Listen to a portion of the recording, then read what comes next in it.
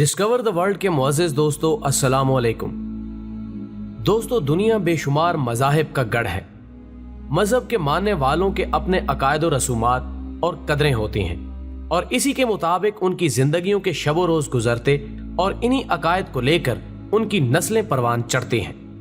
लेकिन खराबी तब होती है जब इसी मज़हब की कुछ क़ुव्वतें अपने मज़मूम मकासद की भीड़ चढ़ाने के लिए इसमें गुमराहियां शामिल करके इसका रुख किसी और तरफ मोड़ देते हैं और यही मजहब और कौम गैर महसूस तरीके से एक नए फितने का शिकार हो जाते हैं। ऐसा ही एक मजहब हिंदू मत है जिसकी बुनियाद हिंदुस्तान में रखी गई। वैसे इनकी अक्सरियत नेपाल और जनूबी एशिया में ज्यादा पाई जाती है, लेकिन ये इंडिया का कदीम तरीन मजहब है। हिंदू मत के पैराकार इसको संस्कृत के अल्फाज के मुताबिक सनातन धर्म कहते हैं, जिसका मतलब लाजवाल कानून है। और ये न सिर्फ एक कदीम तरीन मजहब है बल्कि इस्लाम और मसीहत के बाद ये दुनिया का तीसरा बड़ा मजहब है, जबकि इसकी जड़ें वेदी मजहब से मिलती हैं। ख़वातीनो हजरात, हिंदू मत की 4 अहम किताबें वेद, उपनिषद, भगवत गीता और आगम है। और यूं तो हिंदू मत के 34 करोड़ भगवान हैं, लेकिन कायनात की तख्लीक, रिज़्क़ की तकसीम और दुनिया की तबाही और बर्बादी के मद्दे नजर आना ये नजरिया 3 बड़े देवताओं के साथ जुड़ा हुआ है, जिनके नाम ब्रह्मा, विष्णु और शिवा है, जिसको शिव शंकर भी कहा जाता है। और ये नजरिया हिंदू मत की तसलीस है, जिसको त्रिमूर्ति भी कहा जाता है, और इस नाम पर इनकी मुतअद्दिद फिल्में भी बन चुकी हैं। दोस्तों, ब्रह्मा हिंदू मत के नजरिया त्रिमूर्ति का पहला बड़ा खुदा है। इनके मुताबिक ब्रह्मा ने यह दुनिया बनाई और इस दुनिया की तख्लीक के बाद वो मेरू की पहाड़ियों में सो गया। और ब्रह्मा क्योंकि सो रहा है, लिहाजा दुनिया को चलाने के तमाम तर काम विष्णु के सपुर्द है। ये लोगों को औलाद, रिज्क, रोटी और मकान देता है और उनकी दुआएं कबूल करता है। और इंसानी फितरत है कि जिसका खाना उसी का गाना। सो हिंदू विष्णु की सबसे ज्यादा पूजा करते हैं। इसके अलावा हिंदू मत का तीसरा बड़ा खुदा शिव है, जिसे शिवा भी कहा जाता है। हिंदू मत के मुताबिक ये यौम आखिरत का मालिक है। त्रिमूर्ति में ये तबाही, बर्बादी, जंग और तूफान का देवता है और इसके माथे पर तीसरी आंख है, जिससे गैज़ो गजब के शोले निकलते हैं। ख़वातीनो हजरात, कहते हैं कि इश्क का देवता कामदेव इसके गैज़ो गजब का शिकार होकर एक मर्तबा जल गया था, फिर बाद में बड़ी मुश्किल से दोबारा इस दुनिया में आ सका। शिव की अलामत शिव किंग है, जिसकी पूजा की जाती है। शिव की बीवी ओमा है, जिसके नाम काली, दुर्गा और सती हैं, और इसके नाम पर कई फिरके वजूद में आ चुके हैं। और इसके एक बेटे का नाम कार्तिकेय है, जो देवताओं के लश्कर का सरदार है, और दूसरे का नाम गणेश है, जो हाथी और इंसान का मुरक्कब है। नाज़रीन गिरामी, इसके अलावा हिंदू मत में गाय को भी एक मुकद्दस देवता की हैसियत हासिल है। हिंदू गाय को दौलत या माया की अलामत समझते हैं। और चूंकि हिंदू मत में आग की भी पूजा की जाती है और आग को जलाने के लिए ना सिर्फ घी इस्तेमाल होता है, बल्कि इससे दूध और घी भी वाफिर मिकदार में इस्तेमाल होता है, इसलिए इसको मां का दर्जा दिया जाता है।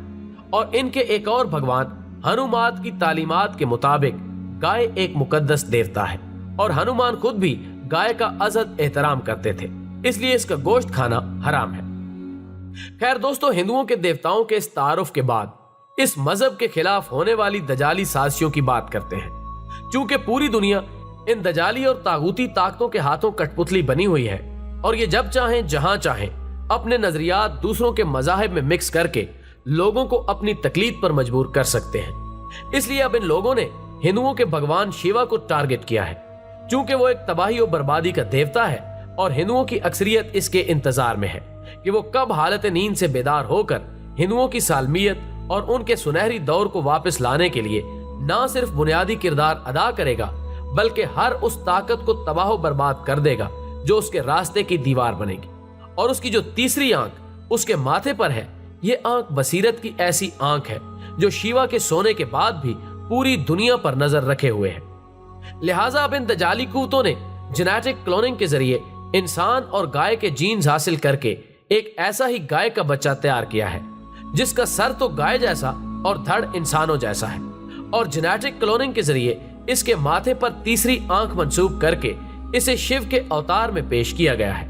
और इन दजाली कुव्वतों का कहना है کہ اس بچے کے آنے کا مطلب یہ ہے کہ بھگوان شیوا کی آمد قریب ہے، اور چونکہ گائے ماتا کا تعلق بھگوان شیوا کے لنگ سے بھی ہے، اس لیے گائے اور انسان کی شکل میں اس کو دنیا پر ایک نشانی کے طور پر بھیجا گیا ہے۔